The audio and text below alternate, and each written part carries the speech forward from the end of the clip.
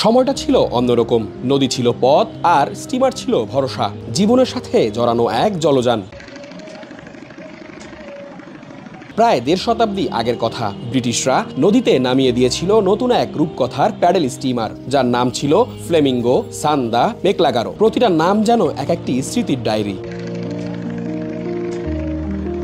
ঝড় জলোচ্ছ্বাস পেরিয়ে ভরা জোয়ার ভাটায়ও দুলে দুলে যাত্রীদের পৌঁছে দিত আপন গন্তব্যে। যেখানে ট্রেন থামছে সেখানে চলছে স্টিমার। একটি জাতির আশা, ভালোবাসা এবং জীবনের গল্প বয়ে এনেছে এই ভাসমান জলযান। এই স্টিমারের কেবিনে বসে কবি লিখেছেন কবিতা, রাজা শুনেছেন গান। এ যেন ইতিহাসের ঢেউয়ের গায়ে লেখা গল্প। একসময়ে বন্ধ হয়ে গিয়েছিল এই স্টিমারের চাকা, নীরব ছিল হুইসেল, কেবিনে জমেছিল ধুলো। তবে আবারও জেগে উঠেছে স্বপ্ন। সরকার আবার সচল করছে স্টিমার সেবা। আবারও সেই হুইসেল বাজবে নদীর বুকে। আবারও কোনো শিশুর প্রথম নদী যাত্রা হবে এই ভাসমান গল্পে চড়ে।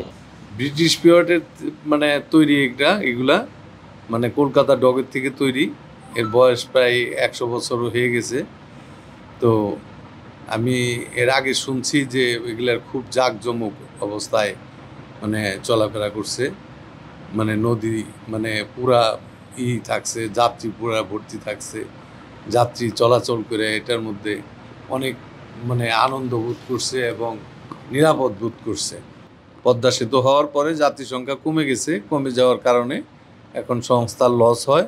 বর্তমানে সারা বিশ্বে হাতে গোনা যে কয়েকটি প্যাডেল স্টিমারের অস্তিত্ব রয়েছে তার মধ্যে বাংলাদেশেই আছে ৪টি। ব্রিটিশ আমলের তৈরি, বাংলাদেশে এখনো ৪টি আছে, তার মধ্যে একটা সচল। আর এই পরিবহনগুলা, স্টিমারগুলা খুবই নিরাপদ। ঝড় বৃষ্টি তাতে খুবই নিরাপদ। যাত্রীরা চলাচলে খুব স্বাচ্ছন্দ্য বোধ করে। এখন বর্তমান অবস্থায় সবগুলোই বন্ধ হয়ে রয়েছে। পুনরায় চালু করলে আশা করি যে যাত্রী হবে। এটা আসলে একসময় দক্ষিণবঙ্গের যাতায়াতের জন্য বাংলাদেশের মধ্যে ঐতিহ্যবাহী এক প্যাসেঞ্জার সার্ভিস হিসেবে পরিচিত। সবাই যাত্রীরা এটা একমাত্র মাধ্যম হিসাবে একসময় ছিল এই প্যাডেল স্টিম। কিন্তু এখন বিভিন্ন রাস্তাঘাট উন্নয়নের কারণে এখন আগেকার মতো হচ্ছে যে এইরকম প্রয়োজন হচ্ছে না, কিংবা যাত্রী পাওয়া যাচ্ছে না, যার কারণে এটা আস্তে আস্তে ওদের অস্তিত্ব হারাচ্ছে।